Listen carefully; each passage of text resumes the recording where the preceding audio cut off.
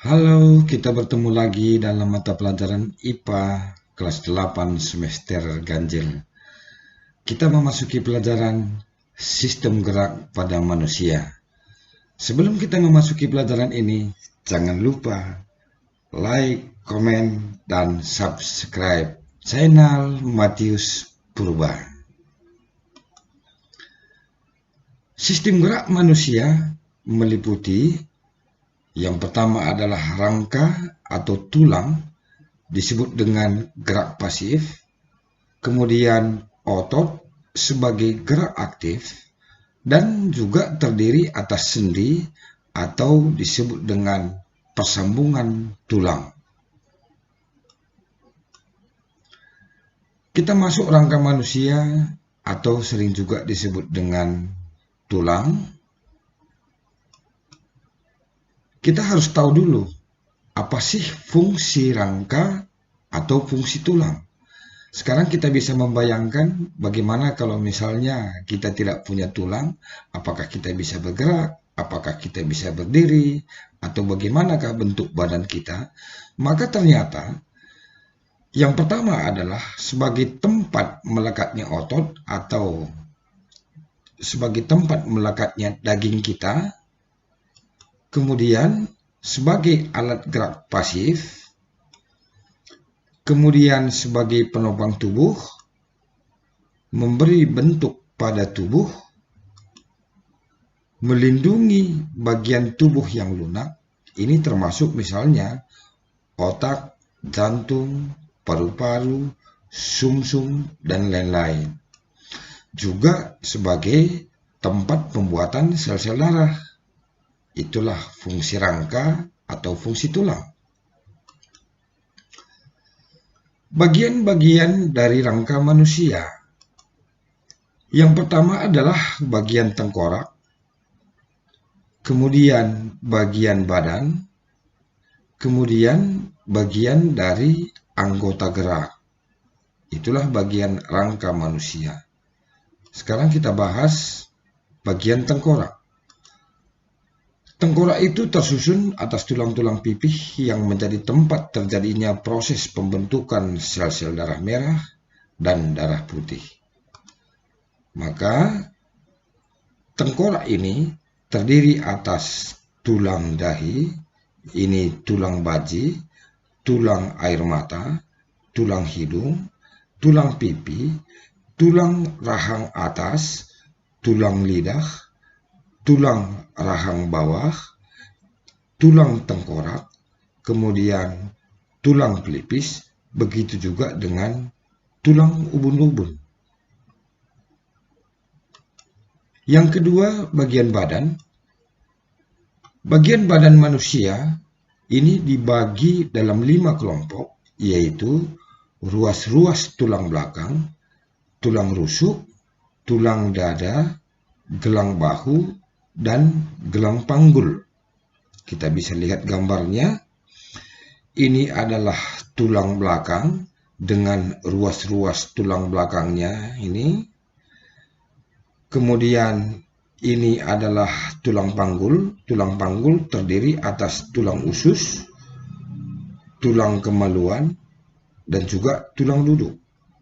Kemudian tulang bahu ini terdiri atas tulang belikat, tulang lengan, begitu juga dengan tulang selangka. Sedangkan tulang dada dan tulang rusuk adalah ini semuanya.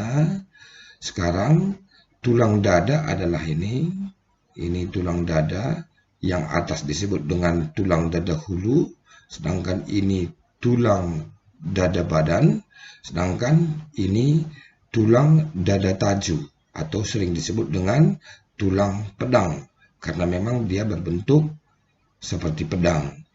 Kemudian inilah sekarang rusuk-rusuknya semuanya. Kemudian di sini ada disebut dengan rusuk palsu. Berarti rusuk palsu ini berada di sebelah kanan kita, sedangkan ada di sini tulang rusuk melayang ini di sebelah kiri daripada tubuh kita. Itulah bagian-bagian dari badan kita. Yang ketiga adalah bagian anggota gerak. Bagian anggota gerak terdiri atas dua, yaitu anggota gerak atas dan anggota gerak bawah. Kita lihat dulu anggota gerak atas. Anggota gerak atas terdiri atas lengan atas, tulang hasta, kemudian ini adalah tulang pengumpil, kemudian tulang pergelangan tangan, kemudian tulang jari-jari tangan, kemudian ini adalah tulang telapak tangan.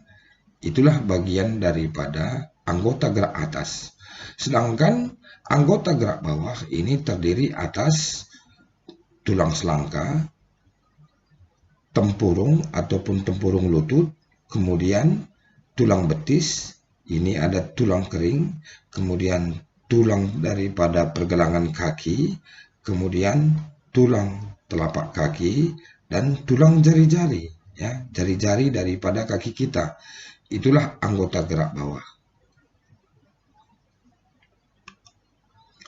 Kemudian masuk kita ke jenis-jenis tulang. Berdasarkan pembentuknya, maka dibagi menjadi dua, yaitu tulang rawan adalah tulang ini disusun oleh sel-sel tulang rawan, di mana tulang ini mengandung zat kapur dan zat perekat. Contohnya adalah ujung tulang rusuk, tulang hidung, telinga, trachea, lari, bronchus, dan di antara ruas-ruas tulang belakang. Sedangkan tulang keras ini disusun oleh osteoblast atau sering disebut dengan sel pembentuk tulang, yang mana terdiri atas zat kapur, yang mana di antara tulang keras dengan sedikit zat perekat. Ini dia kita lihat, ya, ini tulang keras tadi, tulang keras terdiri atas zat kapur, ya. Kemudian contohnya juga ini ada pada tulang paha, tulang lengan atas, tulang rusuk, tulang dada, dan lain-lainnya. Sedangkan tulang rawan ini sering disebut dengan kartilago, sedangkan tulang keras disebut dengan osteon. Tulang rawan ini tersusun atas zat perekat, kemudian ada juga zat kapurnya, sedangkan contoh tulang rawan adalah tulang daun telinga, hidung, tulang batang tenggorokan, atau trachea. Bagaimanakah bentuk tulang? Bentuk tulang ini yang pertama adalah yang disebut dengan tulang pipa, karena memang dia adalah berbentuk pipa. Jadi tulang pipa ini terdapat pada tulang jari tangan, tulang paha, dan tulang lengan atas. Inilah bentuknya. Yang kedua, tulang pipih. Dia memang berbentuk pipa. Tulang pipih ini terdapat pada tulang dada, tulang belikat, dan tulang rusuk. Ini adalah contoh daripada tulang pipih atau gambarnya. Kemudian ada disebut dengan tulang pendek, yaitu tulang-tulang yang berada di ruas-ruas tulang belakang, tulang pergelangan kaki, dan juga tulang pergelangan tangan. Ini contoh daripada tulang pendek.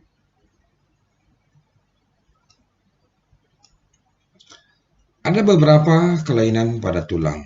Yang pertama adalah skoliosis. Skoliosis itulah bentuk tulang punggung yang mana posisinya membengkok ke samping kanan atau ke kiri.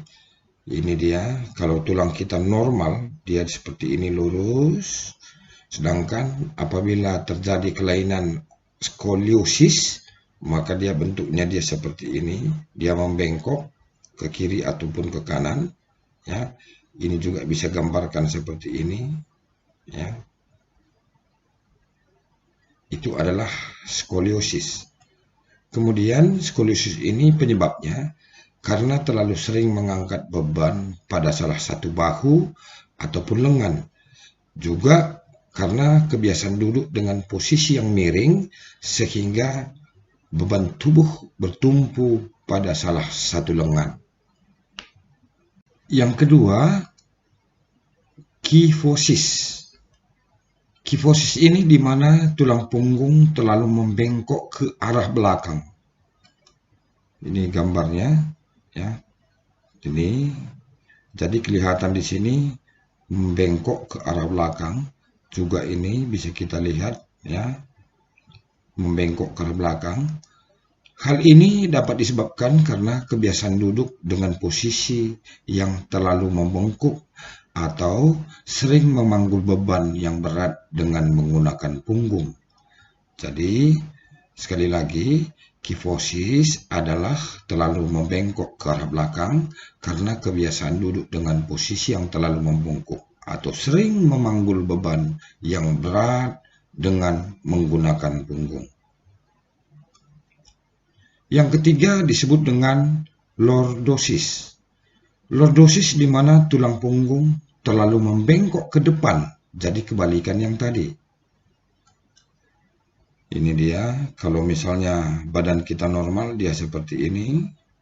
Tetapi karena terlalu membengkok ke depan, bisa kita lihat dia seperti ini.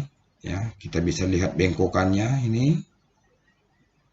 Itu adalah lordosis, ya. Ini juga bisa ditunjukkan, ya. Ya, ini dia. Jadi dapat kita sekarang bedakan bagaimana kelainan-kelainannya. Karena lordosis ini disebabkan oleh posisi duduk terlalu sering dengan membusungkan dada. Jadi kalau kita terlalu sering membusungkan dada, maka bisa tulang kita membengkok ke depan yang disebut dengan lordosis. Kalau kita gambarkan ini tadi skoliosisnya, ya. Kemudian kifosis, kemudian ini lordosis. Itulah kelainan pada tulang.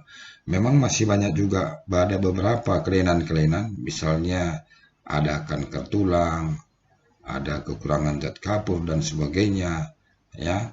Itu nanti lagi kita bahas di dalam pembahasan berikutnya. Terima kasih, salam hangat, salam sehat dari kami, dari channel Matius Purba. Jangan lupa like, comment, and subscribe. Terima kasih.